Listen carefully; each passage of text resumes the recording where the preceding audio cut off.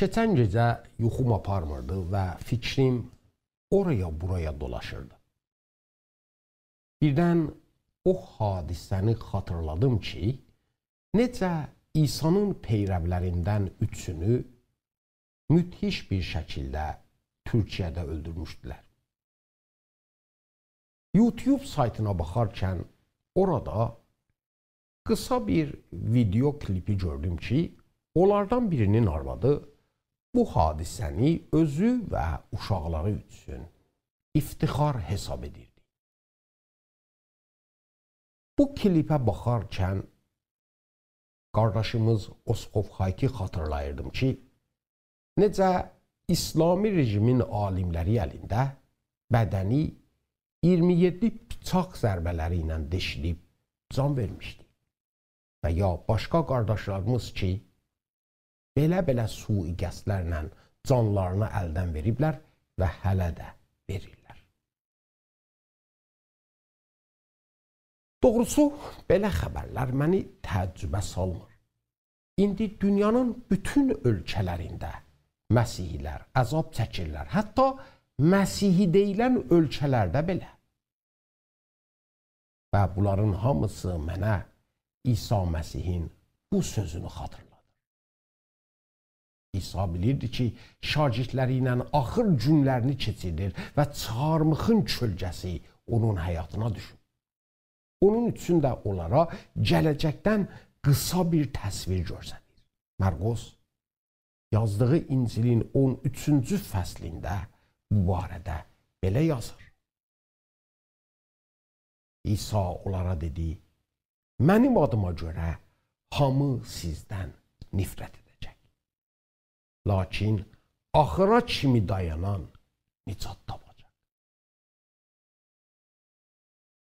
Doğrusu, İsa'nın bu sözü gerçi adamı biraz qorxudur, amma eyni halda ürəyimizi təsəlli ilə də doldurur.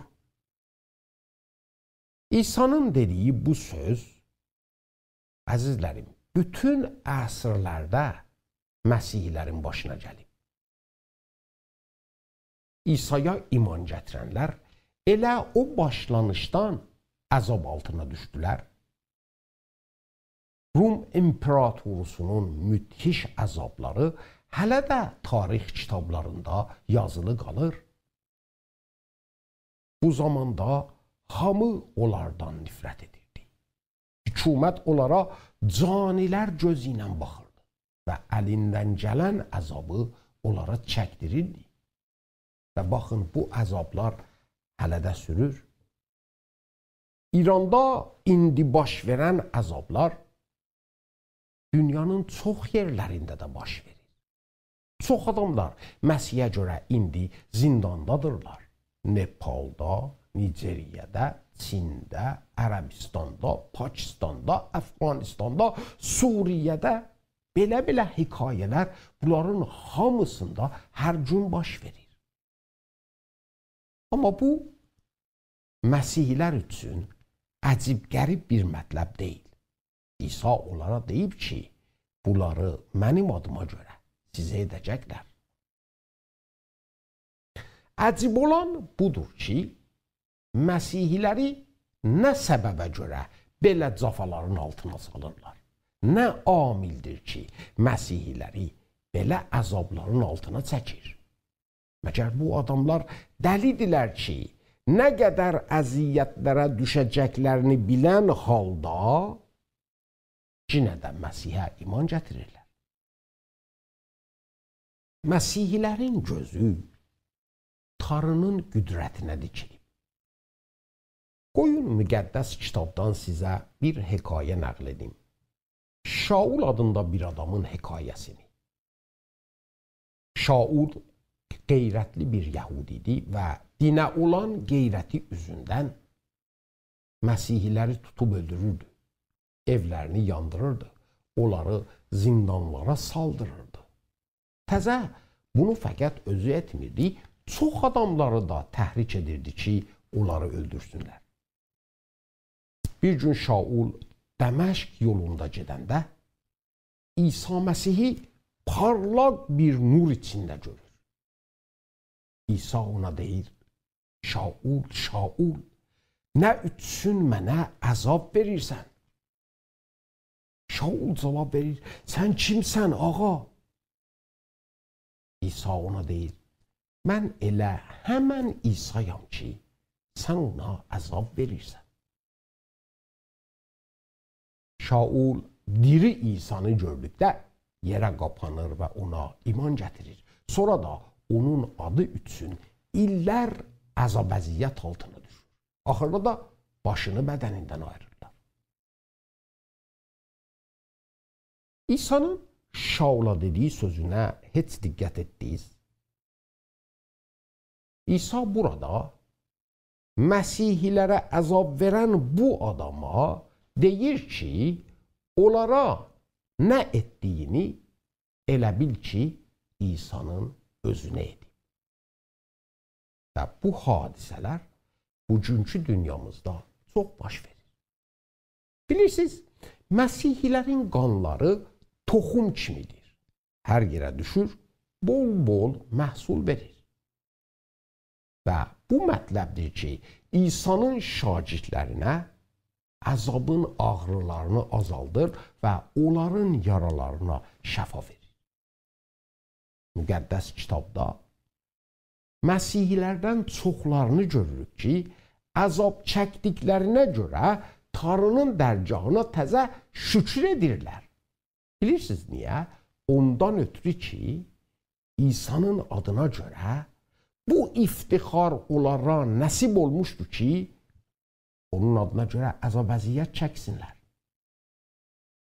Şaul İsa'ya iman gətirir və sonra onun həvarilərindən biri olur ki, həvari Pulos adında məşhurdur. Bu Pulos elə Filiplilərə yazdığı məktubda onlara belə deyir. Sizə ancaq bu əta olunmayıb ki, İsa'nın adına iman gətirəsiz, bu da əta olunub ki, onun adına görə əzab da çəkəsiz.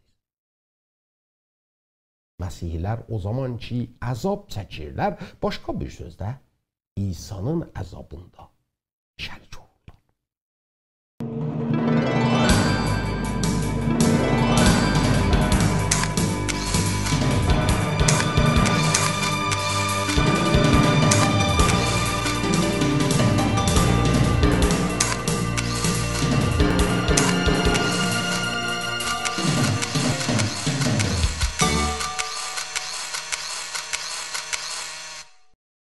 Lakin İsa peyrəvlərinə ancaq əzab çəkməklərini xəbər vermir, onlardan istəyir ki, axıra qədər dözsünlər.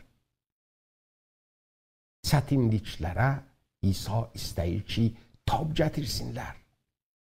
Əzab gəldikdə qoymasınlar ürəklərinə qorxu düşsün. İsa özü bu işdə bütün peyrəvlərinə yaxşı bir nümunədir. İsa'nın başına nahaq yerə çox bəlalar gətirdilər. Lakin o, bunların hamısına dözə bildi, çünki Tanrının qüdrətinə bel bağlamışdı. Orta Asiyada yaşayan bir Məsih ilə danışırdım. Əzab-əziyyətdən elə danışırdı ki, elə bil həyatının adi qismətlərindən biridir. İsa buyurur, hər kəs axıra qədər dözsə, nicat tapacaqdır. İlk Məsihlər İsa'nın bu sözünü yaxşı anladılar. Onu fikirlərinə yox, ürəklərinə yazdılar. Yaqub həvarinin bu sözünə qulaq asın. Əzab-əziyyətə təhəmmül edən adam xoşbəxtdir. Çünki imtihandan başarılı çıxdığı zaman o tacı alacaqdır ki, Rəbb onu sevənlər üçün vədə verir. Pulos həvari deyir, əgər bu əzablara dözək, o zaman onunla səltənət edəcək. Təzə əhdin İbranilərə yazıldığı məktubunda belə oxuyuruq. Əvvəlki günləri yada salın. O zaman siz iman gətirdikdən sonra əzablarla böyük mübarizəyə tab gətirdiniz. Gah sitəm və əzab çəkərək tamaşaya qoyuldunuz. Gah da bu cür əzab çəkənlərə şərik oldunuz. Çünki siz məhbuslara rəhm edib, özünüz üçün daha yaxşı və daimi mal dövlətiniz olduğunu bilərək, mülkünüzün talan edilməsini şadlıqla qəbul etdiniz. Çünki sizin təhəmmülə ehtiyacınız var ki, Tanrının iradəsini yerinə yetirib, vədə olunmuş şeyi alasınız. Bəli, İsa Məsih axıra qədər dözənlərin göz yaşlarını özü siləcək. Onların dodaqlarını gülümsəklə dolduracaq. Mümkündür İsa'nın bu sözündən ki, buyurur, axıra qədər dözən nicat tapacaq, siz nicat barəsində biraz gicələsiz. Müqəddəs kitab çox aydın, insanın necə nicat tapacağını özündə deyir. İnsan nicat tapmağı üçün müqəddəs kitabın sözlərinə görə gərək günahlarından tövbə etsin və İncilin xoş xəbərinə inansın. Biz nicat tapmaq üçün gərək günahkar olduğumuzu qəbul edib, etdiyimiz günahlardan əl götürək və Tanrıya dönək. Gərək İsa Məsihə, onun ölüm və təkrar dirilməsinə iman gətirək, inanaq. Bunları etdiyimiz zaman Pərverdigarın kəlamı açıqca deyir ki, biz nicat tapmışıq. Bütün günahlarımız bağışlanıb və Tanrının gözündə salih bir adam sayılır. Amma İsa o sözü deməklə istəyir nə desin? Aya mənim əməllərimdir, mənim əzablarımdır ki, Tanrının əffini mənə gətirir? Xeyr.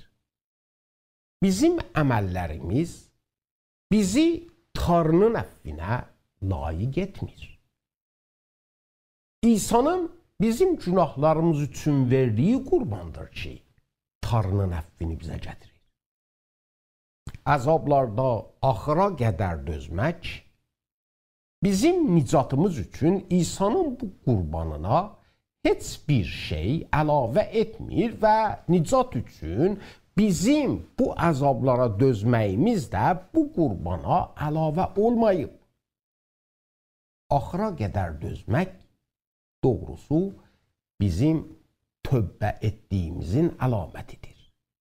Bizim imanımızın doğru olduğunu göstərir. İmanı doğru olan adam bunu bilir ki, bu dünyada ona çox əzablar olacaq. Lakin İsa'nın bu sözünə də inanıb ki, deyir, ürəyiniz üzülməsin, mən dünyaya qalib gəlmişəm və əbədə kimi sizin yanınızdayam. Doğrudan da İsa'ya etimad etmək insanın ürəyini ümidlə doldurur. Azarlar gəlir, amma insan İsa'ya bel bağladığı üçün onların heç birisindən dəhşətə düşmür. Çünki bilir, tək tənha deyil, İsa da onun yanında.